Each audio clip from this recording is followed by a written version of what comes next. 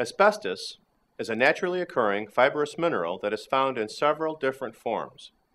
It has been used for centuries, from the Romans and Greeks who used asbestos fiber in everything from building materials to cloth for clothing to fire and soundproofing tiles used today.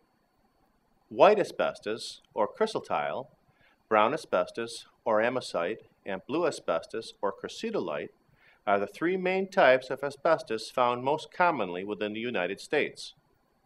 Asbestos is known for being strong and almost entirely heat resistant.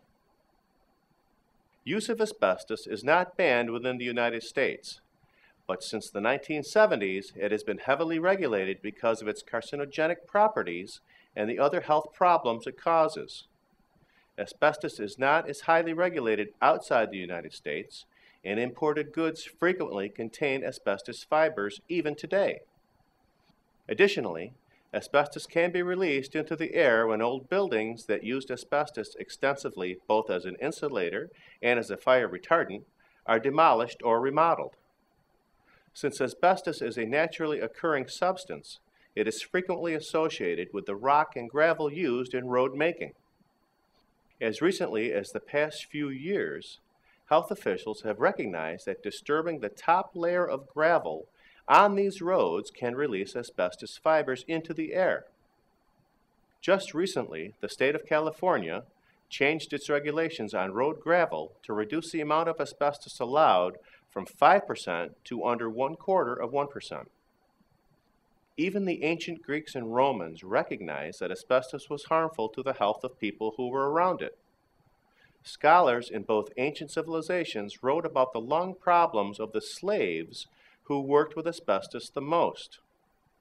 The first diagnosis of asbestosis was made in England in 1924 following the death of a 36-year-old asbestos worker. Asbestos is made up of strands of very fine fibers. Tiny portions of these fibers can flake off and become airborne where they can be inhaled by any person in the area. Some of the fibers are stopped by the mucus in the nose and expelled. Others may be coughed out, but some fibers make it into the trachea. As the trachea enters the chest cavity, it splits into two parts, one part entering each lung. The asbestos fibers go into the lung and make their way to the alveoli. The alveoli are the spaces in the lung where waste carbon dioxide in the bloodstream is replaced by oxygen.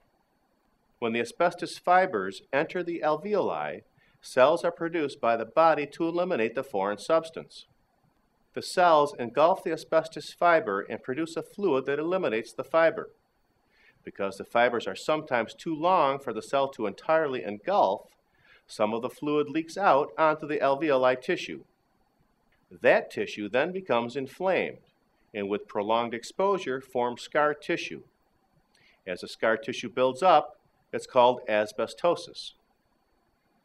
Asbestosis frequently doesn't show up for decades after initial exposure, and initially has no symptoms. Over time, as the alveoli lose the ability to exchange the carbon dioxide and oxygen, and as the lungs become stiff from all the scar tissue, breathing becomes more and more difficult and painful. There is no cure for asbestosis, but doctors can treat the worst of the symptoms with medication and administration of oxygen.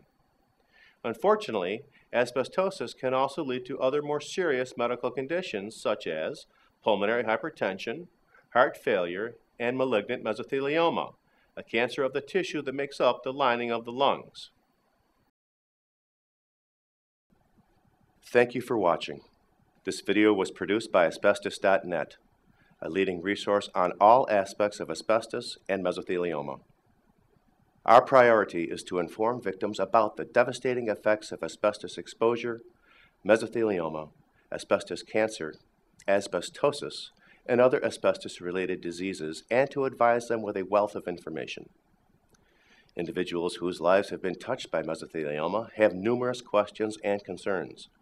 Their caregivers and family members also need accurate, reliable information.